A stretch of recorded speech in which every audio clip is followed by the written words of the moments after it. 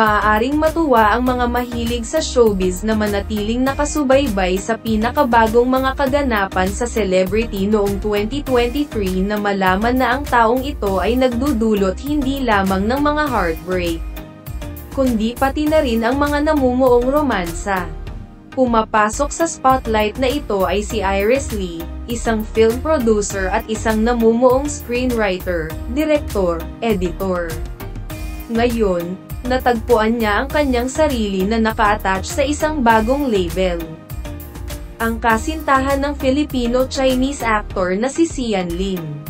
Habang tumitindi ang mga bulong ng kanilang nasimulang relasyon noong Valentine's Day 2024. Mas kilalanin pa natin ang showbiz personality na ito.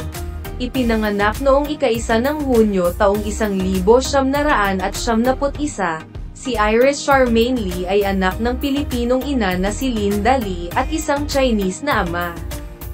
Ang kanyang Instagram ay nagpapakita ng isang malapit na pamilya, kabilang ang dalawang nakatatandang kapatid na babae, sina Pidi Lee at Liane Shira Lee. Pati na rin ang nakababatang kapatid na si Celine Arian Lee, isang sumisikat na bituin sa lokal na eksena sa visual arts.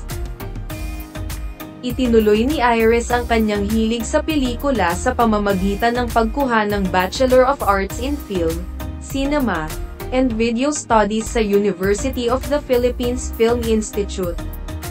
Nakilala rin bilang UP Film Institute o UPFI, UP, Diliman's Film School.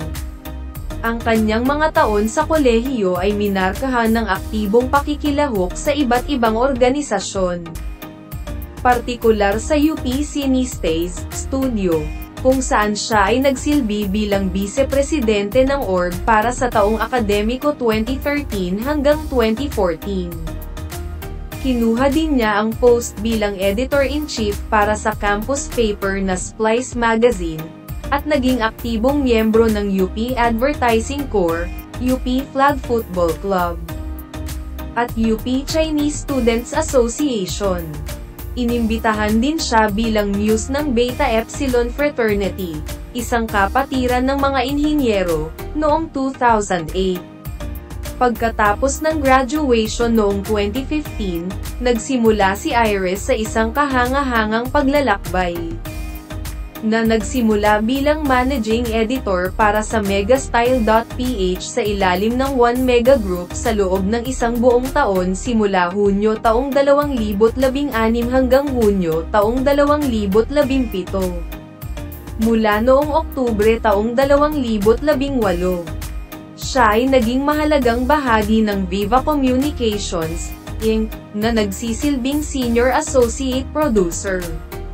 Ang mga responsibilidad ni Iris ay sumasaklaw sa pre-production, post-production management, program production, script development, creative pitching, at pagbabudget. Kabilang sa kanyang pinakakilalang mga gawa bilang producer ay Sisters Forever, 2018, The Leader, 2022, Iskandalo, 2022. Erotica Manila, 2023, Hello, Universe, 2023, Araro, 2023, Stalkers, 2023, Ganti Ganti, 2023, at High on Sex, 2023. Bukod sa paggawa, siya rin ang nagdirect at sumulat ng screenplay para sa maikling pelikulang Birthday noong 2016. Kasama rin sa kanyang filmography, Ninja Party, 2015, at My Rebound Girl, 2016. Kung saan kinilala siya bilang isang manunulat. Lumaki mula sa isang multicultural na background, ang paglalakbay ay naging bahagi ng buhay ni Iris. Pag-jetset pabalik-balik mula sa mga lungsod tulad ng Shanghai, Taipei, at Manila. Higit pa sa kanyang mga propesyonal na hangarin, nagpapakita rin si Iris ng matinding pagkahilig sa sining, kultura, at kalikasan. Bilang testamento sa kanyang espiritong naghahanap ng pakikipagsapalaran, Ginunita niya ang kanyang ika-30 kaarawan noong ika-1 ng Hunyo taong 2021 sa isang mapangahas na free-diving expedition na lumulubog sa lalim na 30 metro, isang simbolikong kilos na kumakatawan sa bawat taon ng pag-iral sa planeta. Nilagyan niya ng caption ang reel, 1 metro sa bawat taon ako naglalakad sa lupa. Naka-move on na raw si Sian Lim sa ex-girlfriend of 12 years na si Kim Chu, kasama ang 32-year-old na si Iris. Ang propesyonal na collaboration nina Iris at Sian ay nagmula sa kauna-unahang serye ng Viva Max, Parang Kayo pero Hindi noong 2021.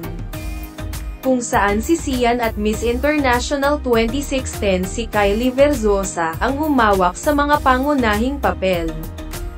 Hanggang Disyembre taong 2023 lang, nang mahuli ang dalawa sa mga tsismis tungkol sa pagiging magkarelasyon. Na lumakas nang makita silang magkasama sa isang motorcycle riding school isang araw bago ang Araw ng Mga Puso. Sa isang larawang in-upload ng Watanabe Riding Development sa Facebook noong ika-13 ng Pebrero 2024, nakita sina Sian at Iris na kasama ang mga kaibigan kasama ang OPM singer na si JK Labajo at ang beauty queen na si Dia Mate, na nagkataon na nasa isang rumored relationship din. While the photo itself looked harmless, netizen ay hindi maiwasang mapansin ang kaliwang braso ni Sian sa balikat ni Iris, na nakahawak din sa kamay ni Sian. Ang viral na larawan ay umikot sa social media halos 2 buwan matapos kumpirmahin ni Sian ang kanyang breakup sa It's Showtime mainstay host noong Disyembre. Sa parehong buwan na nagsimula siyang malink kay Iris.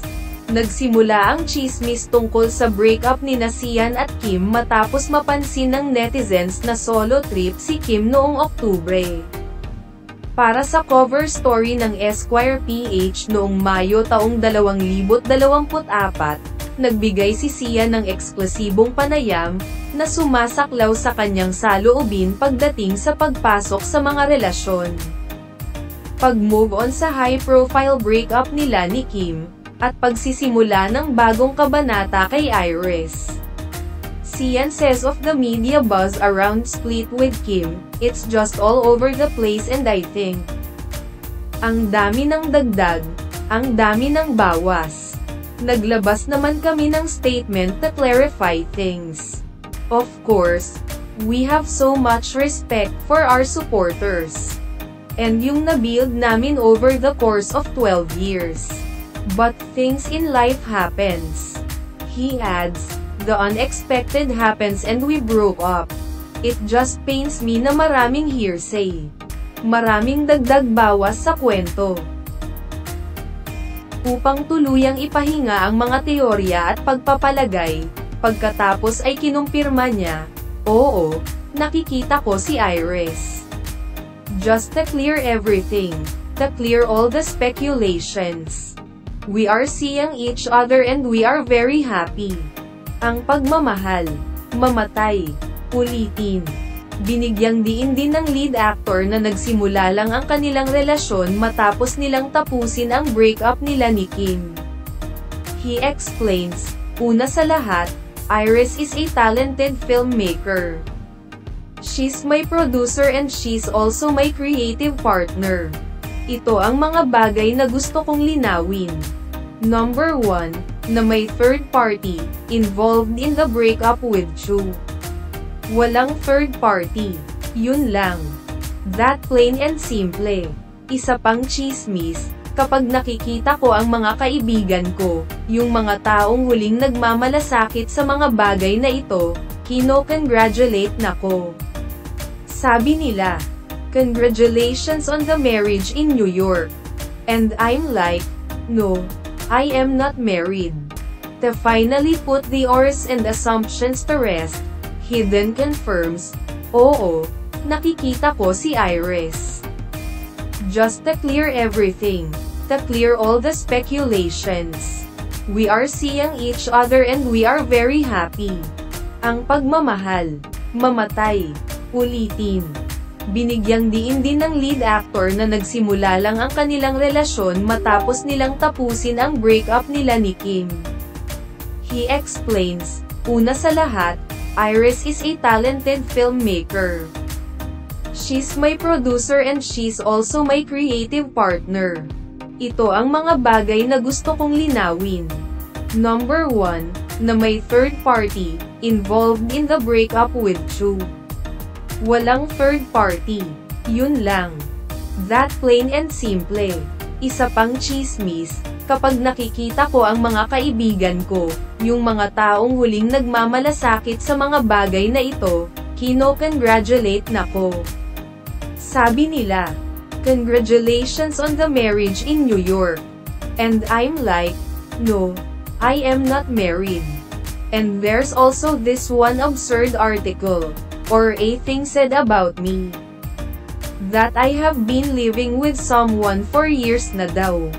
The only people I live with is my mom, my lola, my lolo. These are the things na, parang, it's just so absurd and it's just, bakit? He concludes his revelation by ultimately sticking up for Iris. May mga bagay na nangyayari sa buhay na hindi natin makokontrol. At hanggat hindi natin gustong mangyari, nangyayari ang buhay. And it just pains me na parang may mga taong nadamay. That just really saddens me and that's very unfortunate. Ang busy-busy ni Iris. Ang busy-busy ko. Marami siya sa plato niya, at marami rin ako sa plato ko.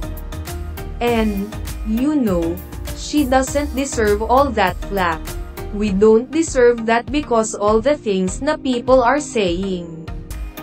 There's no truth to any of it.